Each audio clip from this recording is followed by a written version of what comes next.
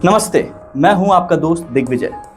मुंबई के ठाणे ज़िले में मीरा रोड है, वहाँ पे एक गीता नगर है, उसमें आकाशदीप सोसाइटी है।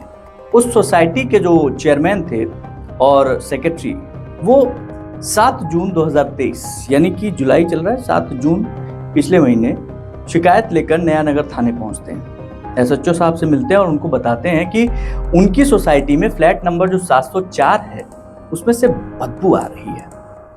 और ये बदबू काफी दिनों से आ रही है, लेकिन पिछले 2 दिन से उधर से चलना निकलना भी दूभर हो गया है। कॉलोनी वाले शिकायत करने लगे हैं कि भैया इसको देखो, दिखाओ। पुलिस का माथा ठनका, क्योंकि गुजरना भी मुश्किल हो गया है। जांच के लिए टीम एक बनाई गई और वो बिल्डिंग पहुंची आकाशदीप, और वहां के 7वीं मंजिल पर जो फ्लैट है वहां पहुंची, और उसका मेन गेट अमूमन हर तरह से बंद रहता है, उस दिन भी बंद था। पुलिसकर्मी ने कॉल बेल बजाई, कुछ सेकंड बीत गए, कोई आवाज नहीं। दोबारा पुलिसकर्मी ने 2-3 बार इकट्ठी कॉल बेल बजा दी, और कॉल बेल बजाने के साथ दरवाजा थपथपाना शुरू किया। खोलो खोलो खोलो। थोड़े ही सेकंड में आवाज आई कि आता हूं, वेट 1 मिनट। दरवाजे की कुंडी खुली और दरवाजे के पीछे से ही एक चिपके गाल वाला, अधपकी दाढ़ी वाला एक अधेड़ व्यक्ति वो दिखता है, और थोड़ा सा दरवाजा खोल के पूछता है कि हाँ क्या हो गया, आप लोग कौन?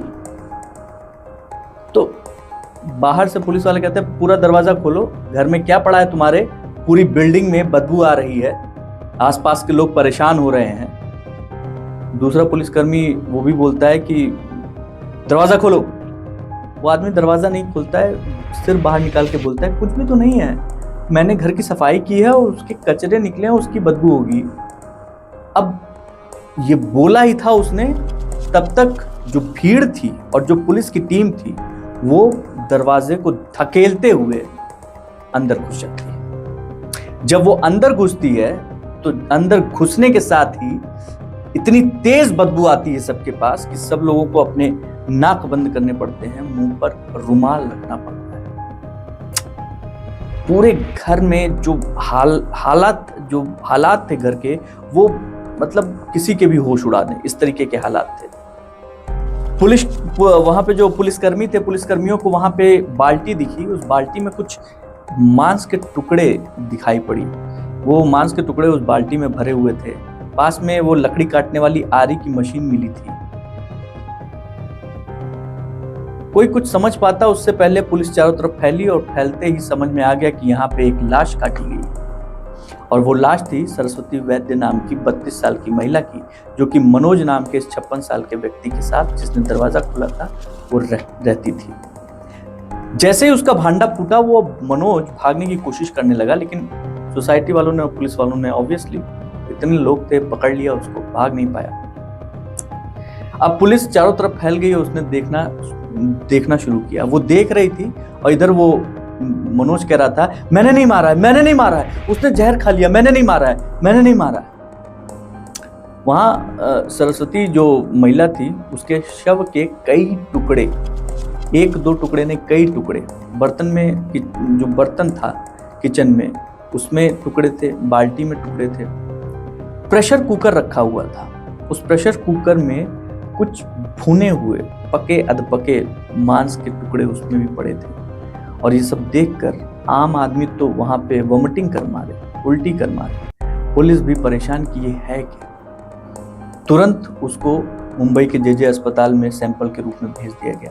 संभ्रांत इलाके में इस तरीके से टुकड़ों में मिली लाश की खबर मिनटों में आग की तरफ फैल गई। मीडिया वालों ने घेर लिया उस सोसाइटी को, और हर एक के मोबाइल पे ये खबर फैलने में ज़्यादा देर नहीं लगी कि एक शख्स ने अपने घर में अपने साथ लिव इन में रहने वाली अपनी जो गर्लफ्रेंड थी, उसके 100 टुकड़े किए। पुलिस ने जब बहुत गहन पूछताछ की, तब सरस्वती वैद्य की मौत के बारे में मनोज ने दावा किया कि वो 3 जून 2023 को ही मर गई थी, और उसने जहर पीकर आत्महत्या की थी। सरस्वती को उसने नहीं मारा है, ये बार बार वो बोल रहा था। जब वो 3 जून को सोकर उठा तो देखा सरस्वती के मुंह से झाग निकल रहा था, और उसने नब्ज टटोली तो वो मर चुकी थी। अब सरस्वती की ये हालत देखकर वो डर गया। उसको समझ में नहीं आ रहा था कि अब उसको लोग मौत का जिम्मेदार ठहरा देंगे, उसको जेल हो जाएगी। इसलिए उसने डर के कारण उस लाश को ठिकाने लगाने का फैसला किया। और पुलिस ने महसूस किया ये बात, पुलिस जब बातचीत करती है तो उसको समझ में आ जाता है। उसने महसूस किया कि सरस्वती की लाश के टुकड़ों को ठिकाने लगाने के बाद उसके दिमाग में कुछ और भी चीजें चल रही थी। उसने बचने के लिए पुलिस को गुमराह करने की भी कोशिश की थी। और उसी की शायद उसी थ्योरी में से ये थ्योरी थी कि सरस्वती ने आत्महत्या किया है, जबकि इसका कोई ठोस सबूत नहीं मिला। किसी तरीके का कोई नोट नहीं मिला, किसी तरीके का कोई मोबाइल टेक्स्ट मैसेज नहीं मिला, किसी तरीके का फोटो नहीं मिला, वीडियो नहीं मिला। और लाश की जो हालत थी वो उससे जहर खाकर जान देने जैसी पुष्टि आसान नहीं थी, क्योंकि पुलिस को जांच में ये भी पता चला कि मनोज HIV संक्रमित था। HIV संक्रमित, यस, HIV पॉजिटिव। और उसके दावे के मुताबिक वो सरस्वती के साथ, मतलब उसकी प्रेमिका जरूर थी, लेकिन उसके साथ वो शारीरिक संबंध उसने नहीं बनाया था। अब पुलिस को इस बात पर भी विश्वास ना हो। भैया ये कैसे हो सकता है?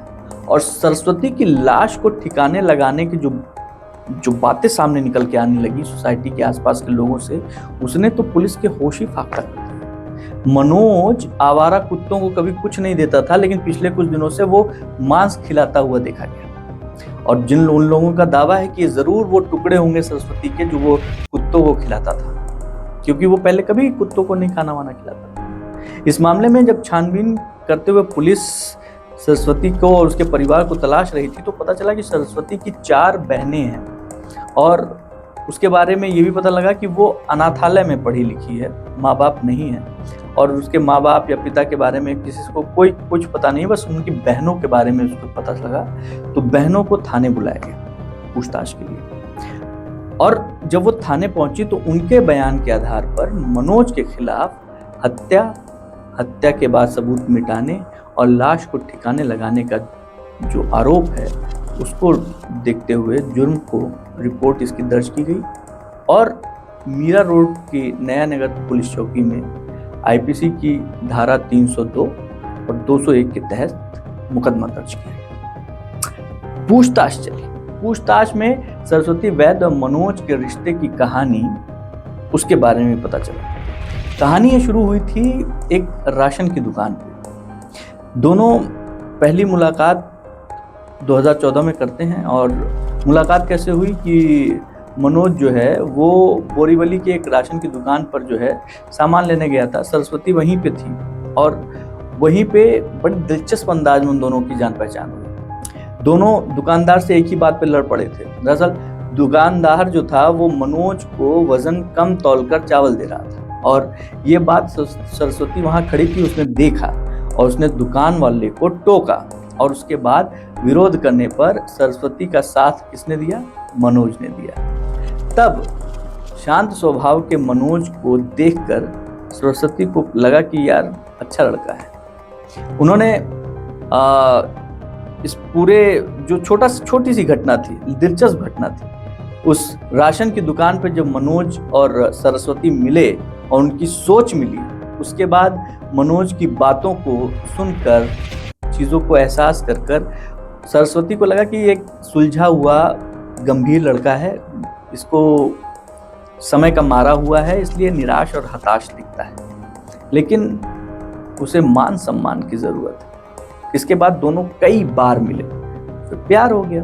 धीरे धीरे सरस्वती उसकी ओर खींचती चली गई और मनोज ने भी महसूस किया कि सरस्वती जो है वो जब से उसकी ज़िंदगी में आई है और जब से जो चीज़ें कर रही है तो उसको बड़ा अच्छा लग रहा है, चीज़ें बहुत पॉजिटिव हो रही हैं। और सरस्वती वैद्य ने मनोज को अपना जो बैकग्राउंड बताया था वो एक अनाथ लड़की के रूप में बताया था। इससे जो है मनोज और भी उसके आगे पीछे जो है खुश, क्योंकि कुछ नहीं था उसके आगे पीछे।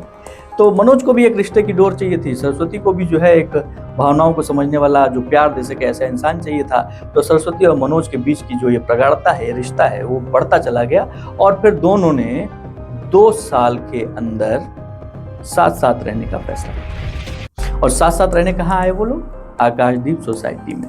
यहाँ मनोज पहले से रह रहा था, उसका अपना फ्लैट, उसको उसने किराए पे चढ़ा रखा था, वहां से उसको पैसे आते। और मनोज और उसकी जो दोस्ती थी बहुत अच्छी थी, लेकिन ये जो मर्डर किया उसने, इस दौरान उसने अपने आप को एक साइको किलर की तरह जो है पेश किया। मतलब उसने हैवानियत की सारी सीमाओं को तोड़ दिया। अपने लिव इन पार्टनर सरस्वती वैद्य की इतनी बुरी तरीके से हत्या की, शरीर के 100 से ज्यादा टुकड़े किए और धीरे धीरे ठिकाने लगाना शुरू किया। धीरे धीरे मतलब समझ रहे हैं, पहले उसको कुकर में पकाता था, सीटी देता था, टुकड़े करता था, कुत्तों को खिलाता था, बाहर ले जाके डंप करता था, नाली के उसमें डाल के उसको डंप करने की कोशिश करता था।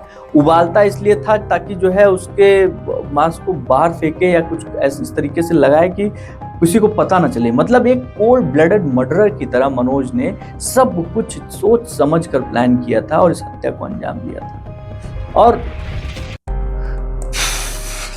उसने बताया कि वो लाश की जब उसको काटता था तो उसकी फोटो भी खींचता था। 100 टुकड़े किए थे करीब करीब, वो खुद उसने कबूल किया है। सरस्वती की जो मृतदेह थी उस पे जब उसकी जो भी बचे खुची शरीर थे, नीचे का पार्ट ही बचा हुआ था, वहां पे मारपीट के बहुत सारे निशान थे। और पुलिस को वो तस्वीरें भी मिली, वो उसके मोबाइल में भी थी, उसके कैमरे में भी थी। वहां पे उसकी दरिंदगी के वो तमाम सबूत दिखाई दे रहे थे।